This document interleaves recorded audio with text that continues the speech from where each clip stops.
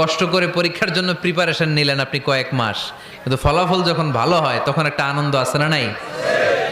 সারাদিন রোজা রাখলেন রমজানে, কি কষ্ট, তৃষ্ণায় গলা ফেটে যায়, কিন্তু ইফতারির সময় যখন রুহাবজা শরবতটা খাই কেমন লাগে?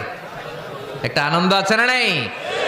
এজন্য আল্লাহ বললেন فإن مع العسر يسرا إن مع العسر يسرا।